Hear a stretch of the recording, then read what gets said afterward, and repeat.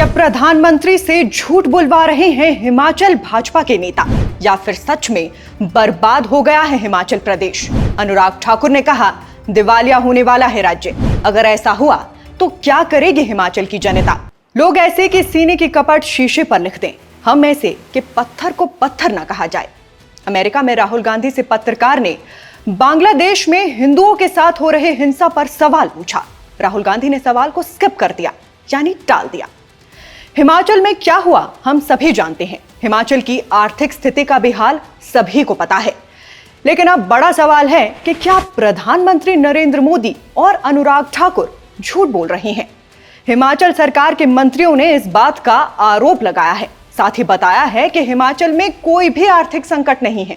जो भी समस्याएं आई हैं वो जल्द ही दूर हो जाएंगी।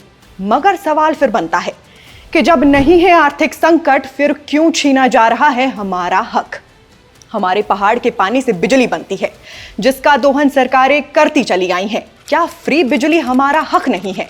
आखिर क्यों छीना जा रहा है हमसे हमारा ही हक? क्यों बंद कर दिए जा रहे हैं हमारे बच्चों के स्कूल?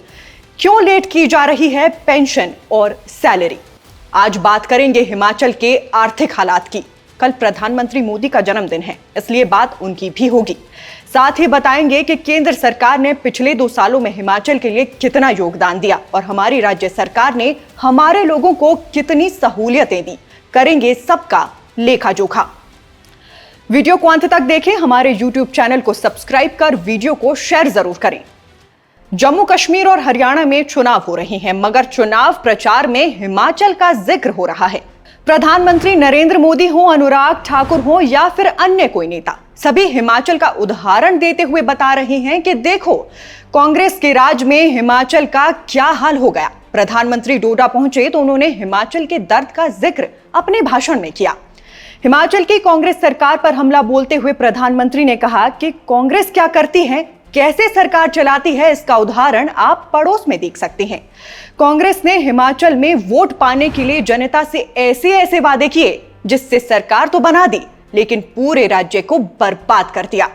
कांग्रेस को भारत की सबसे बेईमान और धोखेबाज पार्टी, साथ ही गांधी नेहरू परिवार को देश का सबसे भ्रष्ट परिवार बताते हुए प्रधानमंत्री ने डोडा की जनता को सिर्फ यही बताना चाहा कि अगर कांग्रेस को चुनोगे तो तुम्हारा राज्य भी बर्बादी के कगार पर खड़ा हो जाएगा। अब डोडा की जनता पर प्रधानमंत्री की बात का कितना असर पड़ेगा, ये तो चुनाव परिणाम ही बताएंगे। मगर इस सब के इतर हिमाचल से सांसद और पूर्व केंद्रीय मंत्री अनुराग ठाकुर ने बड़ा ही हैरान करने वाला दावा करते हुए कहा है कि कांग्रेस सरकार दिवालिया होने की कगार पर खड़ी है। यानी हिमाचल की स्थिति अब ऐसी होने वाली है कि अपने रेगुलर खर्चों को चलाना तो दूर, प्रदेश सरकार पहले से लिए हुए कर्ज का मूल और ब्याज भी नहीं दे पाएगी। ऐसी स्थिति में केंद्र सरकार को खुद से ही आगे आकर हिमाचल सरकार की वित्तीय शक्तियों को छीनना पड़ सकता है। संविधान के अनुच्छेद 360 के तहत अगर हिमाचल में राष्ट्रपति के द्वारा वित्तीय आपातकाल घोषित कर दिया जाता है तो राज्य के बजट और वित्तीय खर्चों का कंट्रोल केंद्र सरकार के पास चला जाएगा। बहरहाल केंद्र सरकार की तरफ से लगातार हिमाचल को आर्थिक मदद भेजी जा रही है। अभी हाल ही में डिप्टी सीएम मुकेश अग्निहोत्री के विभाग को 400 करोड़ से अधिक का फंड केंद्र की मोदी सरकार ने दिया है। और तो और आपको ये बात जानकर हैरानी हो सकती है कि उत्तर प्रदेश, हरियाणा, पंजाब से भी अधिक पीएम आवास हिमाचल को केंद्र की मोदी सरकार ने भेजे हैं।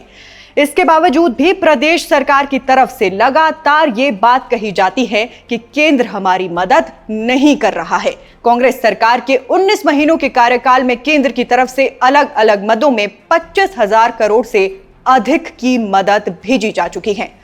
मगर इसके बावजूद भी आम हिमाचली के हकों में कटौती का सिलसिला कहीं से भी थमता हुआ नजर नहीं आ रहा। प्रदेश सरकार लगभग हर महीने कर्ज ले रही है, लेकिन हर महीने उसके सामने खर्चों का पहाड़ खड़ा हो जा रहा है। इसी महीने 700 करोड़ का लोन लिया गया है। इसके अलावा केंद्र ने केंद्रीय करों में से हिमाचल का 740 करोड़ का हिस्सा भी राज्य को भेज दिया है। लेकिन अगले महीने फिर से 2000 करोड़ सैलरी और पेंशन देने के लिए प्रदेश सरकार को चाहिए, और ये पैसे कहां से आएंगे, ये ही सबसे बड़ी टेंशन है। बाकी हिमाचल के आर्थिक हालातों पर आपकी क्या राय है, हमें कमेंट बॉक्स में बताइएगा। फिलहाल के लिए बस इतना ही। नमस्कार।